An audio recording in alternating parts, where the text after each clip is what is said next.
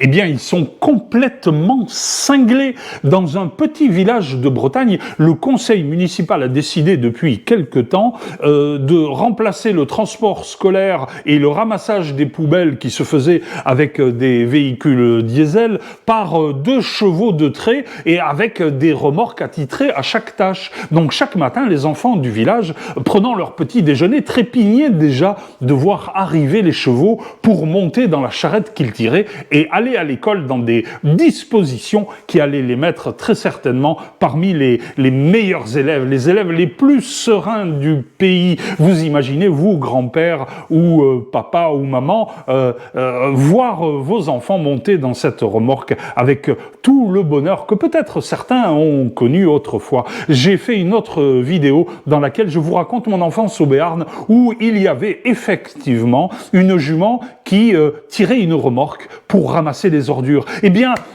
la secte écologiste Obédience caronienne mousticolâtre de monsieur Émeric Caron a décidé de faire une pétition signée par 24 000 personnes pour que s'arrête cette exploitation absolument inique de 2 chevaux de trait qui ne font que le travail pour laquelle leur génétique, au fur et à mesure des dizaines de milliers d'années passées, a réussi à constituer ces animaux magnifiques dont la musculature, les poumons, le cœur et le système nerveux sont dédiés au plaisir de tirer des charges. Eh bien, la secte des écologistes caroniens mousticolâtres a décidé que désormais, ce ne serait plus le cas.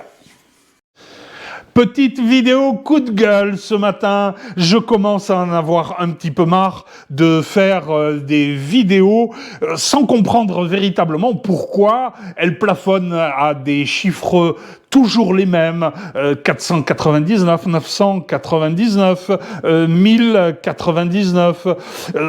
Est-ce que les algorithmes finalement ne sont pas préprogrammés en fonction de l'ancienneté de la chaîne vidéo pour faire travailler les gens gratuitement pendant quelques mois, de façon à remplir les flux de YouTube sans que cela ne coûte un rond?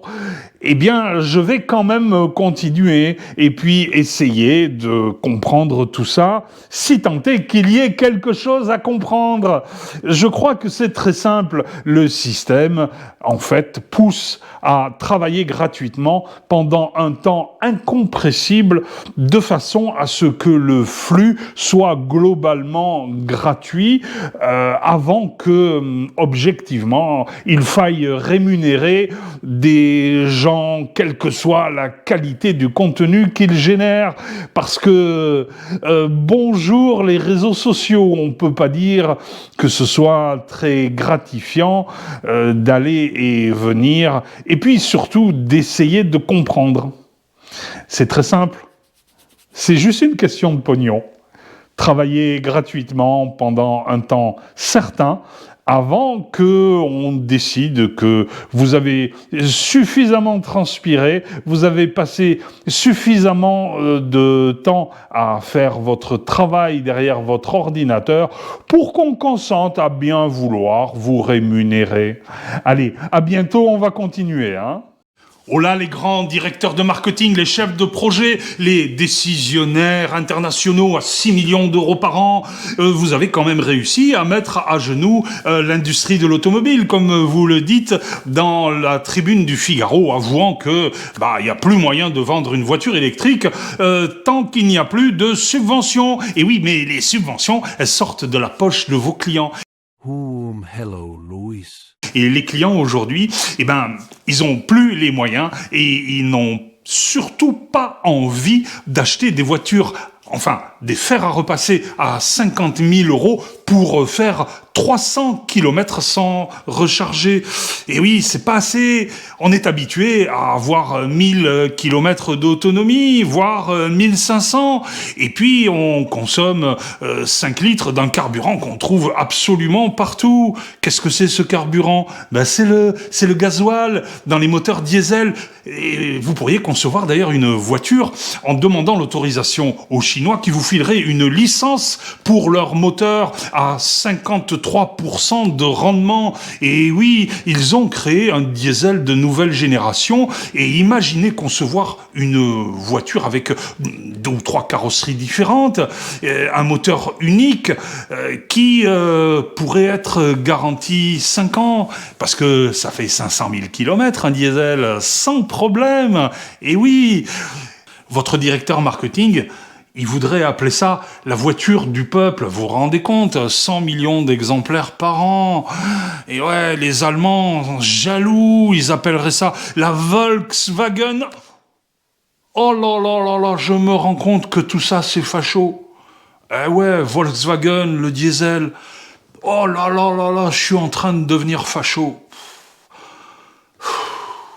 Ah ben mers alors, nous sommes le 8 mai 2025 et hier en Allemagne a été élu le nouveau chancelier qui, il y a quelques mois, voulait envoyer des missiles Taurus aux cinglés ukrainiens pour bombarder le pont de Crimée, juste au cas où, par hasard, sur un malentendu, il aurait pu déclencher la Troisième Guerre mondiale.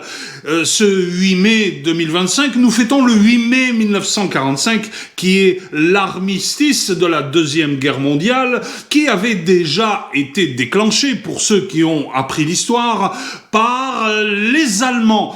Eh bien, ce monsieur Mers voudrait bien jouer un rôle dans l'histoire, et il a clairement dit qu'il voulait les rafales, et qu'il voulait le bouton de la bombe atomique.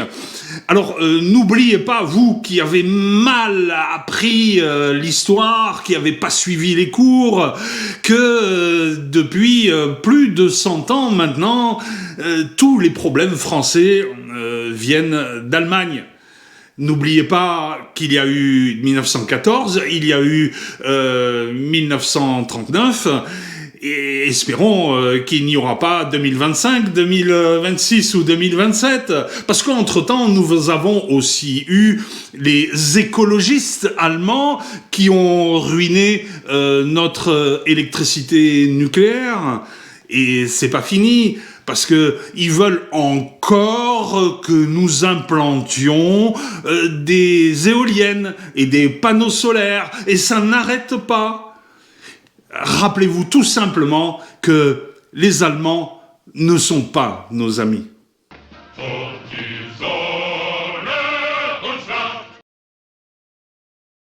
Alors il paraît que 50% des visites chez les psychanalystes et les psychiatres sont dues à la peur de la guerre. Mais rappelez-vous tout de même que il y a quelques années, il vous a fallu déjà avoir peur des gilets jaunes, là où d'autres avaient plutôt peur des flashballs. Ensuite est venu le temps de la peur du coco, là où d'autres avaient simplement peur du pic-pic. Mais voilà, est arrivée cette guerre dont vous avez peur, mais il faut vous souvenir que, étrangement, certains ont plutôt peur de la paix. Alors rassurez-vous, parce que ces jours-ci, certains ont peur du Puy du Fou, quand d'autres ont plutôt peur de la foire du trône. Pourquoi faut-il tout le temps que vous ayez peur de quelque chose? Eh bien, c'est simplement parce que c'est extrêmement pratique de vous instiller la nécessité absolue de vous faire protéger par quelque chose ou quelqu'un. Eh bien là, il s'agit tout simplement de l'Europe. L'Europe va vous protéger, elle va vous rendre plus prospère. Et dans tous les cas, n'oubliez pas que la seule peur valide à travers le temps dans une société moderne, eh bien, c'est celle de la dictature ou de la démocratie.